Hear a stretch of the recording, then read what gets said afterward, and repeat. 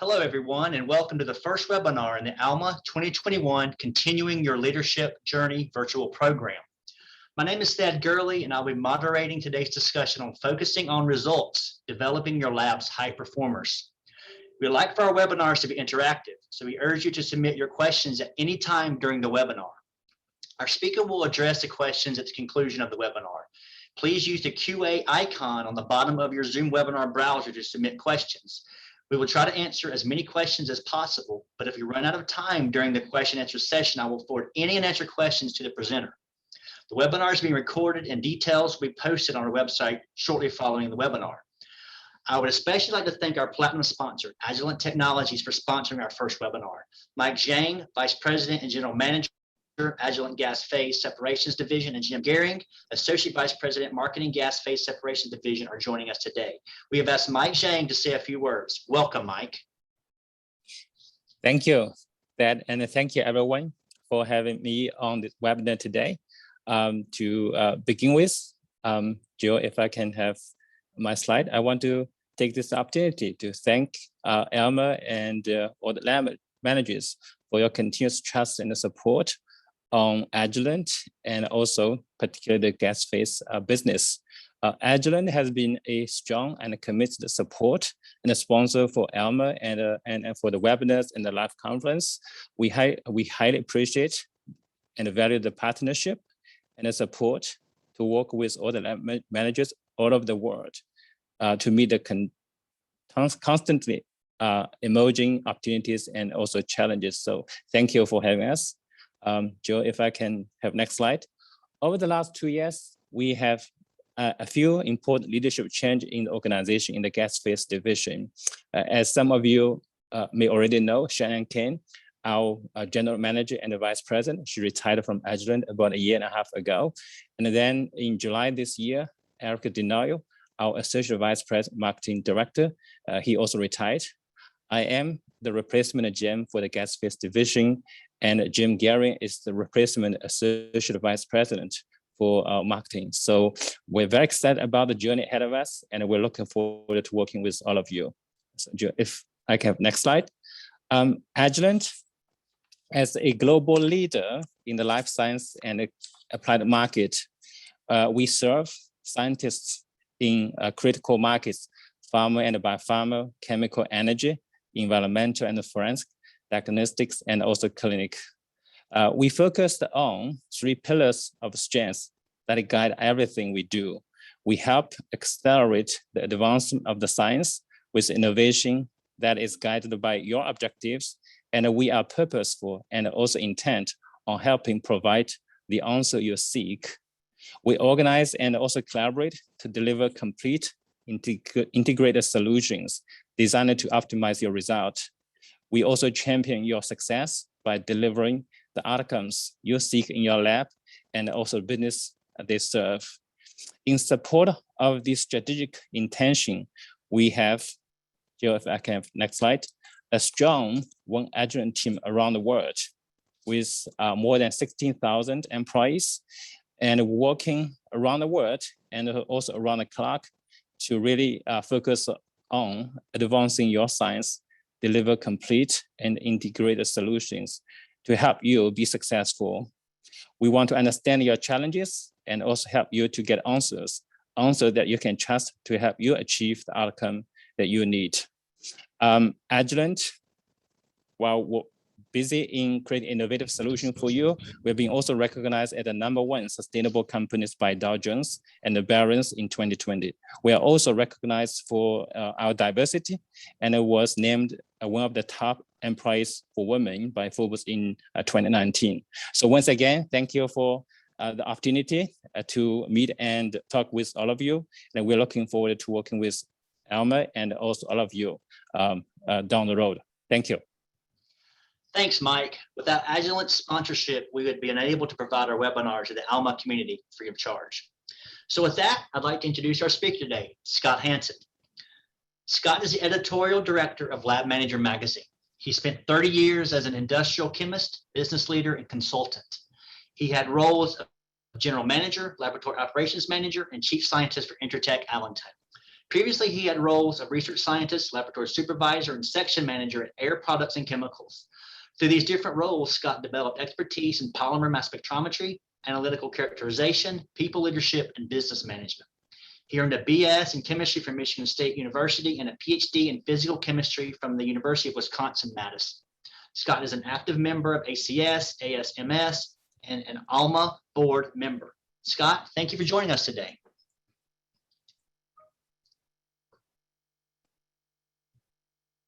Scott, you're muted. Hey, thank you, Thad. Thank you for that very kind introduction. I appreciate it.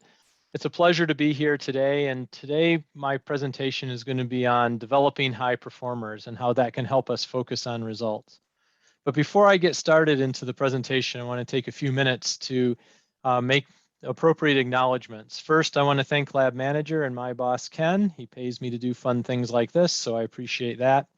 You'll see some information today on slides that I've borrowed from the Hartford and from Insperity. And a number of these other groups have contributed to this talk. And I do want to give a call out to my old supervisor, Bob Carrar. You'll see a bit of important management advice that he gave me years ago and that I'm going to share with you. So let's start with what's important in the laboratory. And every lab has different things that they say are important or the things that are most important to them. And I hope that you have a list that you've written down of the most important things for your lab. Having worked at Air Products and being brought up in a culture of lab safety, we always put lab safety at the top of our list. But then depending on what your lab does, what your culture is, these other items may come in a different order for you.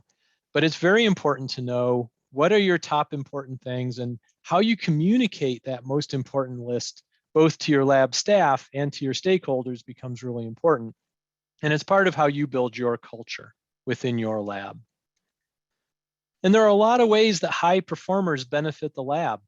They do all sorts of things. I particularly like this graphic where when times are difficult, those high performers are bending over and lending you their backs. And as things get better, they're going through all sorts of gymnastics in order to make sure that that line continues to go up. Those high performers do all sorts of things, some easily observed, some a bit behind the scenes. So they do things like delivering high quality work. What is a high performer? Somebody who exceeds their expectations. They tend to do the complex, the difficult, the more advanced kinds of things. And because they do all these things and they do them well, they build trust, and they provide leadership, and they're examples for other people in the lab. And one of the most important things is that they require little oversight. You don't really need to be looking over a high performer's shoulder every day in order to know that they're doing what needs to be done to benefit the lab.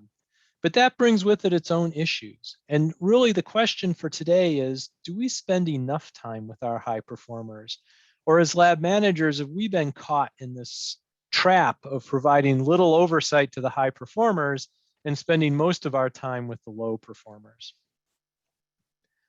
So how can you identify the high performers in the lab? Now, this may seem obvious. I think that as a longtime lab manager, it's not particularly difficult to identify the high performers. But I like this graph here where they show performance and effort.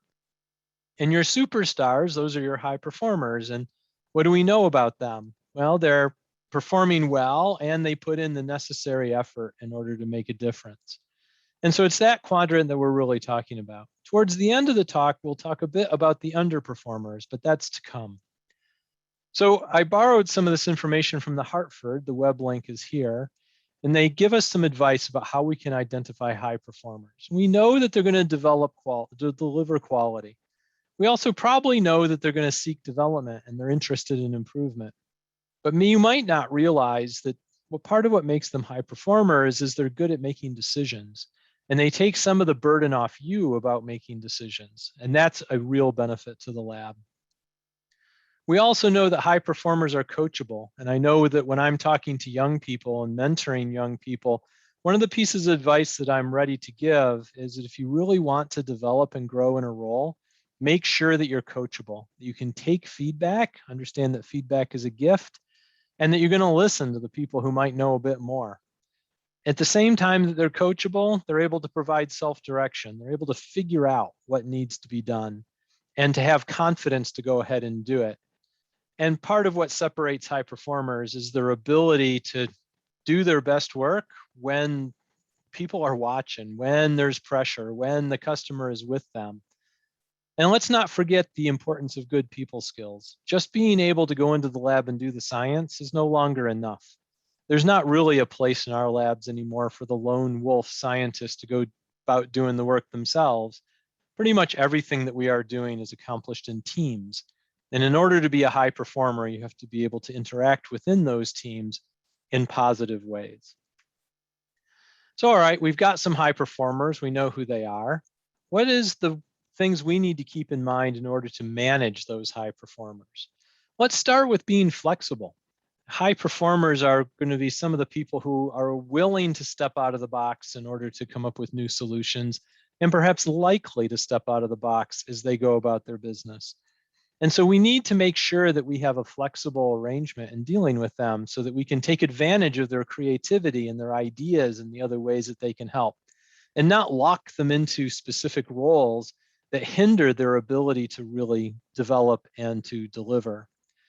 Another key thing with high performers is to avoid micromanagement. They don't need us double checking their work. That's one of the benefits of having high performers. They can make some of their own decisions. They can have autonomy over their space. We also want to make sure that we're providing consistent and positive feedback. We want to still be able to help them and to help them grow and to help them develop. We can't just ignore them because they've reached high performance. We need to make sure they reach their potential as well. Another thing that we as lab managers need to do is we have to make sure that they have what they need in order to be successful. Maybe that's more time, maybe it's some help, maybe it's some capital, some hardware, or some new software. And we know we're going to get a nice return on investment when we put new tools in the hands of high performers. At the same time, we can help them reduce the obstacles. What's in their way? What sort of bureaucratic requirements are bogging down their time? Or how are they being burdened simply because they're high performers? And then can we continue to provide new challenges, new development, new opportunity to them? And can we make sure that they have the right community to work with? Are there peer groups? Are there other high performers that they can interact with? And we're not simply putting them in charge of people who need a lot of guidance. And then let's not forget to use some recognition and reward to make sure that they understand that we appreciate their effort and we know and document the kind of value that they're delivering. What are some of the key issues that high performers face? Now, probably many of you were high performers, and that's how you won the opportunity to be lab managers. And so you probably have a good feeling for the kinds of things that high performers need. One of the first things that high performers need is a voice. We absolutely need to listen to these people. They are out there working hard on behalf of the lab. They're doing what needs to be done, and they have earned a voice in how the lab operates and how decisions are made. Also, high performers need opportunities to make a difference. It's not going to be enough for them to fill in the numbers in the table. They're going to want to make a difference and work on the highly challenging, the new and interesting, and the things that are truly important to the laboratory. And if they're continued to pose, we get to pose them challenges, then they'll continue to develop and they'll continue to grow. We also have to make sure that we don't continue just to pile on to the high performers, dumping the stuff that we can't get done as the lab managers onto them just because somebody has to do it. We want to make sure that we're positioning those high performers for success. We want to make sure that we are engaged with them about what success is for the laboratory, what success is for them individually, and what success looks like on the variety of projects that they are working with. Sometimes the real thing that a high performer needs is for us to get out of the way. I remember one time I had a particular success in my career, and my boss came to talk to me. And one of the things that he asked me was, well, what sort of reward are you interested in for this success? And my response, I think, surprised him. My response was, I just want to be left alone. Just get out of my way and let me do what I want to do, what I think is the right thing to do. Give me course correction down the path if you disagree with what I'm up to, I really just want independence. And you may find that some of your high performers want that same kind of independence. So remember from that early slide about not needing much oversight. Well, how do we engage with our high performers? The first thing, we have to spend time with them. Just because they don't need oversight doesn't mean they don't need our attention or don't deserve our attention. The key thing we need to do while we're interacting with our high performers, we need to make sure that we are listening to them. We need to make sure that we hear about what are their needs, what are their challenges, and what are their obstacles. Because as the lab manager, those are places where we can take action, where we can actually help, and such that we understand their needs, challenges, and obstacles. Now, we can get it into our agenda to take care of some of those things. It may not be that we can solve every single one of the problems that the high performers face, but we can be their partners in working through those challenges. And when we can't provide, we can at least go have a conversation with them and see if they can think of another way, another tact, another way that we can address these challenges, to make sure that they know that we, one, have their back, and two, are their partner in trying to move forward. Then how do you motivate? How do you continue to motivate high performers? When I saw this graphic online, I just had to include it in this presentation. I was having a conversation recently with a good friend of mine, and one of his comments was that his boss was now awarding gold stars to lab managers when they met their expectations. We had a good laugh. In fact, I laughed so hard that day that it actually brought tears to my eyes. I think I lost my appreciation for gold stars by the time that I finished elementary school. And I just don't think it's professional to try to motivate your high performers with gold stars. We need substantive things that we can motivate high performers with. More adult sort of reward and recognition. But what works when we're motivating or trying to continue to motivate high performers? They are interested in growth and development. So providing them opportunities for greater learning, career development, and opportunities to do new things.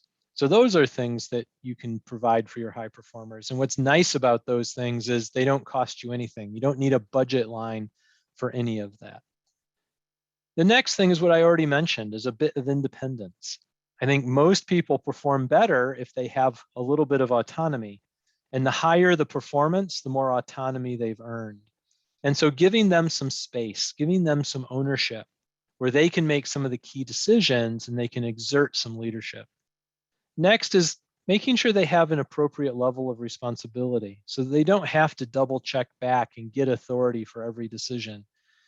If they really are high performers and you think they're trustworthy and they've demonstrated their performance over time, then giving them an appropriate amount of responsibility is a win-win outcome. And then we have to make sure we continue to challenge them. We can't leave them out of sight and out of mind. We have to make sure that we are aware of the kinds of projects they're working on and make sure that even though they're high performers, we continue to challenge them. And then we have to make use of every bit of recognition and reward that's available within our system to make sure that we do both of those things. For me, recognition was always more important than reward. I wanted people to value the hard work that I put in and to make sure that I got the recognition that I felt I had earned from that effort. But everybody's different. And some people want a little bit of recognition and a lot of reward. Other people are more on the recognition side. But this is a time to scrape the bottom of the barrel and make sure that you are making use of every single recognition and reward program that you have available to make sure you keep your high performers motivated. And then the last bit of advice on motivating high performers is let's make sure we are seeking new opportunities for them. And you might say, well, that's crazy. I don't want to promote my high performers out of the organization. Well, in the end, we have to do what's best both for the larger organization and for the individuals. And sometimes that means that your high performers are going to move on, move out of your department or out of your lab and move off to someplace else. But their precedent will be noted, and it gives you a way to motivate the next generation of high performers within your lab. So the key question for today, how much time do you spend with your high performers? So give a little think on that. You know, where does all your time go? And who are your high performers? And how much time do you actually spend with them? Well, where does your time go? I'm sure that any of us could make this long list. It took me only a few minutes to fill this slide with text because I'm sure that all of you are very busy as lab managers. And so we know that you're needing to make decisions. It's one of the core responsibilities of a lab manager. And I'm sure you are plagued by too many emails, just like I am. And probably you spend a lot of time in meetings and dealing with problems. But where in there is spending time with your high performers? And where across all of these things does your time just disappear to? And a couple of things that I'll point out. In the middle column, there's one called dealing with poor performers. So we need to come back to that and make sure that we're spending an appropriate amount of time.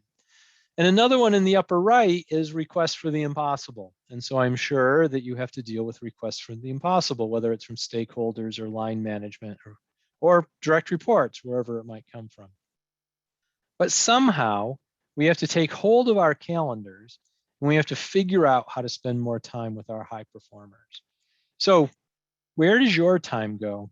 I've done this kind of exercise a number of times in my career, and it's always been valuable. You don't need any fancy time logbook. A clean sheet of paper will do the job. Simply document on this clean sheet of paper what you are doing every 15 minutes, every day for 2 weeks.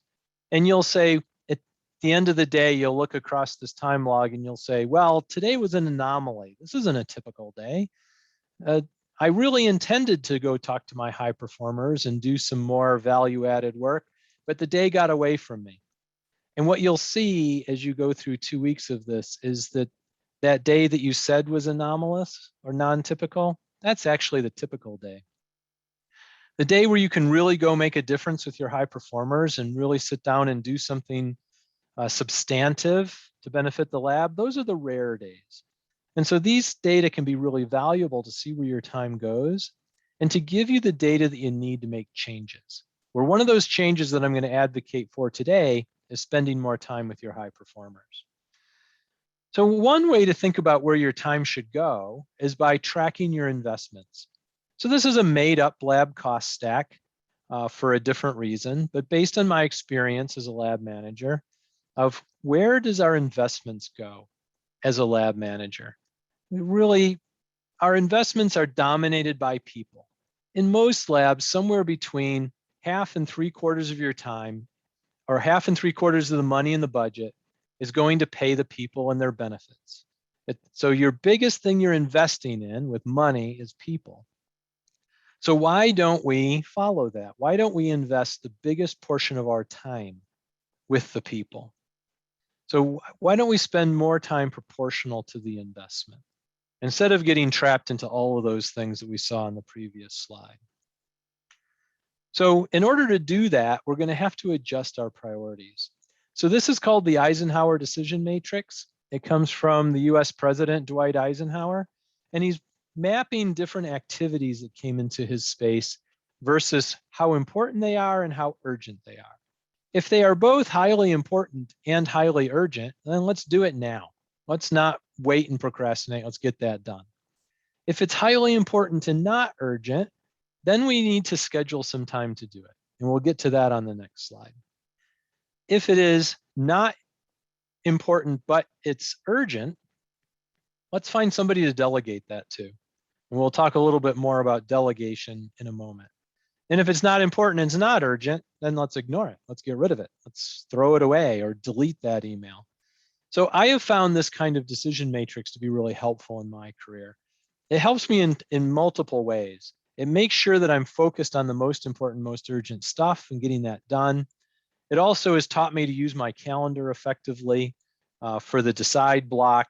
And it's really helped me to figure out how to delegate for the delegate block. So using your calendar is a really good way to deal with the high importance, low urgency sort of stuff. So the best management advice I got was from a supervisor I had at Air Products, whose name was Bob Carrar, who I greatly appreciated. And I was blessed with having very good supervisors through most of my career. But the advice from Bob was only do what only you can do. Let me say that again. Only do what only you can do. So as a lab manager, there's all sorts of things that are reserved to the lab manager. And let's focus our time on doing that. There's a lot of other things that we get sucked into, whether it's running a meeting, reviewing a report, dealing with a spreadsheet, that lots of people in the laboratory can do. And so the more that we can execute the things that only we can do because of our role, and teaching, training, coaching, mentoring, and delegating a whole bunch of the other stuff away, we can make more room in our calendars. So once you're putting things in your calendar, my advice to you is to honor your calendar. In many ways, my calendar is treated more as my supervisor than Ken is. There are days where I don't do what Ken wants me to do, but I pretty much always do what my calendar wants me to do. So if we can honor our calendar, schedule those things in when time is available, and then do them when the calendar tells us to do them, we're going to get more of those high importance items done. And then a couple of questions about your calendar. My calendar was, as a lab manager, was just full of meetings. Do those meetings have to occur? And I think the key question around that is, do they involve making decisions? It's a good meeting if you're making decisions. If no decisions are coming out of that meeting, I think we have to question why that meeting's on our calendars. And then the second one is, are meetings a gas? Are they expanding to fill the volume? Or are we just using the time that's necessary to execute the agenda for that meeting? And I think we can keep meetings short. I think we spend far too much time talking about things rather than doing things in meetings. And so if we focus more on the decisions that need to be made and how to make them, we can cut some time out of our meetings and clear up some time to do other important things. Now let's talk a little bit about delegation. So first of all, for me, delegation was difficult. It was a struggle to figure out how to do it. I'm a bit of a perfectionist. I'm willing to work extra hours, which creates more capacity. And figuring out how to delegate things was a challenge for me. But in the end, it was worth it. And my advice to you is to go through the difficult path of learning how to delegate, because there's great benefits at the other end. One thing to remember about delegation is you can delegate responsibility, but not accountability. What that means is you can ask somebody else in the lab to go execute some activity or do some project, but if it goes wrong, it's coming back to you. And so that accountability to make sure that things go right, that stays with us. We can't blame somebody that we delegated to. We have to take that accountability and then step in to fix it if necessary. But there's a lot of benefits from delegation. The first and most important is it builds ownership. It really helps people to make decisions where they have local expertise, helps them improve their achievements and improve their performance by developing some appropriate levels of autonomy. It gives them that feeling of ownership. And when people feel ownership, their performance rises to match that feeling. They're not just doing it for somebody else, they're doing it for themselves. And that makes a huge difference. It also allows you to share out a whole bunch of responsibility. There's just a lot of things that cross your desk that could be shared out to other people and used as leadership training, used as ways to develop them, get them ready for the next level. That helps you develop more leaders, which will help you on a day-to-day basis, and it'll help populate your succession plans and help you ensure that the lab is sustainable into the future.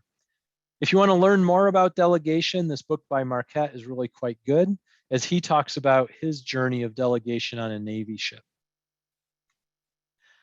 So now I'm emphasizing you need to spend more time with those high performers, but there's good time and there's not so good time when your boss or the manager wanders by. And I would encourage you to spend time with people doing things on the left, starting with listening, but then following up listening with making some decisions and helping to resolve their problems. I think we've probably all unfortunately had a manager in our lives who spent their people time with activities on the right. And I know that my first supervisor at Air Products spent all of his people time over here on the right. And it was really a burden trying to interact with him. And so if you notice that the doors in the lab have both a back door and a front door, and if people are exiting out the back door as you come in the front door, it might be because they're worried about interactions on the right. And the more that you spend time helping them and listening to them and demonstrating that you care, then they'll be much more interested in talking to you, and you might not see them fleeing the lab as you walk in. And so make sure that you have the right frame of mind as you move on to talk to these folks, especially the high performers who will not probably have any patience at all for the activities on the right. So now let's talk a little bit about low performers. As a lab manager, I'm sure that you're spending time with low performers. I have a memory from early in my career when the analytical group at Air Products did exchanges with the analytical group at Roman Haas, which has since been acquired by Dow. And we would get the analytical departments, or at least the leadership of the analytical departments, together to share war stories, to share expertise, to share advice, to share experiences. And I remember one conversation that was about performance management, and the director of the lab at Roman Haas stood up and he made a comment that has stayed with me for all of these many years, probably about 25 years later. And he said, my goal is to shift from spending a little bit of time with low performers to spending no time with low performers. And what he meant by that was, we're going to fix this performance, or this low performer isn't going to be here anymore in order to suck up my time. And we're going to be diligent about it. We're not going to allow low performers to be a significant drain on the time of the manager or of the rest of the organization. Here's a list of a lot of things that end up sucking up your time as a lab manager that are driven by low performers. And I particularly like this image that I show in this slide. And I can just feel for the woman in the center of the image. There have been too many days where it's been a forehead rubbing day driven by the behavior or the outcomes of low performers, where you've had to go address and do rework or fight through a quality system or deal with the conflict that comes from poor teamwork or whatever it was down that list. There's just been too many days of pounding my head against the wall or rubbing my forehead. And I thought that the picture summed it up better than 1,000 words. So what can we do in order to solve some of these low performer time sucks or time drains? So the first is, let's limit the time that we spend with low performers, and instead, let's invest that time with the high performers. So let's take action. Let's repair their performance. And that doesn't mean lower our expectations. It means that we hold our high expectations, but we focus on resolving whatever the performance problem is. And we absolutely lend a hand to those poor performers. It is much less expensive, both in time and money, to fix poor performance than to replace it. If you think about how much time it takes to go recruit, hire, onboard, train, there's a lot of effort that is involved with bringing on a new hire. So if we can fix a performance problem, that is worth doing. But we don't have to do all that heavy lifting ourselves. This is a good opportunity for some delegation. Let's delegate the responsibility of fixing that performance to local supervisors. This is a great opportunity for us as the lab manager to share some of the responsibility, to develop some other supervisors in the laboratory, and to enable more people than just you to be responsible to fix these low performers. And then let's commit to the idea that we're going to solve persistent problems. We're not going to dance the dance with low performers anymore. We're not going to tolerate the fact that their performance bubbles up occasionally just long enough to prevent them from being terminated. We're going to recognize and name persistent low performers for what they are, and we're going to exit them from the organization. There's a lot of benefits to this. One is we limit time dealing with that problem. The second is we start to preserve harmony. Low performers don't just impact you as the lab manager, they impact everybody across the laboratory. In solving those low performance problems, you will probably be thanked by a variety of people across the lab. So what's a good tool to deal with low performers? We've found that the Performance Improvement Plan is a pretty effective tool, or PIP. It's really designed to help underperformers. It's to drive them and their performance to acceptable levels. This is a very formal document. This is a roadmap to how to fix their performance. Very detailed, point-by-point steps and embracing everything that's involved in SMART objectives, right? So they're specific, measurable, achievable, realistic, and timely. And especially on that timely bit, we have to make sure we provide the appropriate amount of time to see results. If this is a bench chemist who's making data for others, a couple of weeks is a full turn or several full turns, and we can see the change in performance or not. If this is a higher level person like a project manager, we may need many months before we get a full turn and see whether the performance has been fixed. My advice to you is to monitor hope. When hope crosses the x-axis, when hope goes to 0, this is a persistent performance problem, and it's time to move on to talking to line management and HR about termination and to exit that problem from your space. So as I get ready to conclude, here are a few tips. First of all, plan ahead. Schedule time with your high performers. A lot of the activities that normally grab hold of your time, like problems and low performers and challenges, those things aren't going to help you spend more time with your high performers. So these are important but not urgent, and get them into your calendar. When you're interacting with your high performers, make sure that you demonstrate that you care. You care about them as individuals, you care about the work that they produce, the effort that they put in, the mission of the laboratory, and what it takes to serve your stakeholders, be they internal or external customers. Then focus on solving low performance issues. Make sure that that isn't a drain on your time and that you're holding your high expectations and demonstrating that for the rest of the laboratory. Learn how to delegate. Make sure that you can clear some time to deal with the higher value problems that your lab encounters. And then manage the lab and lead the people, and spend a bit more time leading the people. So in summary, we all know, it might be obvious, that high performers deliver, but it's worth saying again. The real key people who deliver in your laboratory, those are your high performers. We need to focus more of our attention on them. There's an excellent return on that investment. And how many of you are really making that investment in order to get that return? And then limit the time that you spend on the low performers. It's a poor return on your investment. The best you can get for a huge investment in time with a poor performer is a mediocre performer, right? Somebody who's in the middle. But your high performers are the ones who are bending their back and putting the effort in on a daily basis and putting in that time when nobody else is looking. So it's really important for you to acknowledge what they're doing and then resolve the problems. Make sure that you build a plan, build those PIPs, get those problems resolved one way or the other. If this was interesting to you, if this presentation was beneficial, I'd strongly encourage you to come and check out more of ALMA. The ALMA website has information on the rest of the ALMA 2021 presentations. There'll be about 2 a month for the rest of the calendar year and even extending into the winter time. And so there's also other useful and valuable information on the ALMA website, and I'd strongly encourage you to have a look.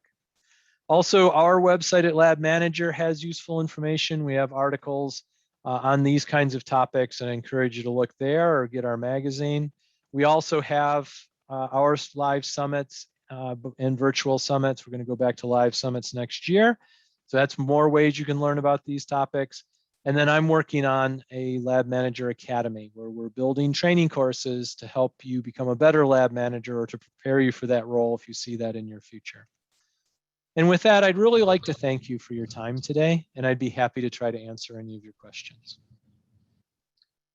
Scott, thanks for that wonderful presentation on focusing on results, developing your lab's high performers. So we have time for 2 to 3 questions, Scott. So one question I got in the Q&A box was, how do we make sure to hire high performers? What are the indicators during the interview process? So that's a great question. I can tell you that if I knew the answer to that, I would write a book and get rich. But here are some tips. First of all, do some behavioral interviewing. Set up some scenarios about difficult situations that you face in your lab and see how the candidates answer them. And people who are answering them with the behaviors that look like your high performers, those are some candidates to spend a little extra time with. Another thing I would suggest that works for me is trust your intuition, right? What's that gut hunch about those candidates? A third thing you can do is involve your high performers in the interview process. Ask them to seek people who will do what they do, and make sure that you get their insight as you go through the interviews before you make a final decision on a candidate. All right, yeah, thanks. So another question was, you in one of your first slides, you're talking about, an employee wanted to be left alone, right? Leave. So how do you manage, when this person, your employee, wants to be left alone? We still have to manage these people, correct? Absolutely. And I think a lot of the time when I use that phrase that I wanted to be left alone, it's like, don't hassle me with the red tape and the crap, right? Come talk to me about substantive matters. Let's talk about where the lab is going. Let's talk about the complex project that I'm working on. Let's talk about the things that, frankly, that I want to talk about. Instead of treating me just like everybody else and reminding me that I have to do my timesheet and all the sorts of other bureaucratic red tape that comes into these conversations. It's not about never talking to them. It's about making sure that we're talking to them about the things that they are fundamentally engaged with, and making sure that we're coming to them as peers and partners in the delivery of the lab's operation, not just treating them like everybody else. All right, great. Yeah, we have time for one last question. So you talked a lot about delegation, and my staff doesn't show much leadership. How can I delegate anything to anyone? Well, it's an interesting double-edged sword, isn't it? If we never Yeah. delegate and we never allow them to show responsibility, then they're never going to demonstrate it to us. I think one of the real benefits of delegation is that we're asking somebody to be trusted. And a lot of people rise to that challenge. Now, I'm not suggesting that you go back over and over again to somebody who isn't delivering, but especially with your high performers who are already delivering, you can delegate more responsibility and more decision-making authority in the space where they have expertise. And I think it's an important task for a lab manager to continue to do these experiments, to figure out who is worthy of this sort of responsibility, and then to elevate them, and to not waste your time with the people who aren't going to be reciprocal with that caring. Great. I got one last question, and that just came in. I wanted to ask this before we end today. So how do you keep from overloading high performers? That's an excellent question too. Again, it comes back to talking to them and really listening and making sure that you're having an open conversation with them about what is on their plate and what the relative priority of those things are. And so instead of just dump it over the fence and walk away, it's really about engaging them in conversation about what you're asking and what the relative priority is. And then if those lower priority items are still really needed, let's bundle those up and take them out of that space and find somebody else who might need a development opportunity who could really help with those lower priority activities.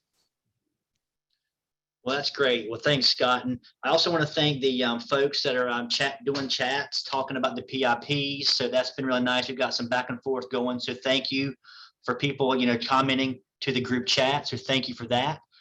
So Scott, this has been very great. We really appreciate this. So this brings us to the end of our first webinar in the ALMA 2021 Continuing Your Leadership Journey virtual program. We would like to remind you that this webinar will be available to view later, and details will be on our website at that time. On behalf of ALMA, we would like to thank Scott Hanton for presenting today. Thanks again to Mike Zhang and Jim Gehring from Agilent Technologies for joining us today. We truly appreciate Agilent's longtime support of our organization. We'd also like to thank the audience for taking time out of your busy schedules to join us today. For more information on our upcoming webinars, please visit the ALMA website, labmanagers.org. Please join us on September 21st for our second virtual program event, a panel discussion titled Improve Lab Operations Using What We've Learned from the Pandemic. The panel will include lab managers from industry and academia with different experiences during the COVID-19 pandemic. Thank you and enjoy the rest of your day.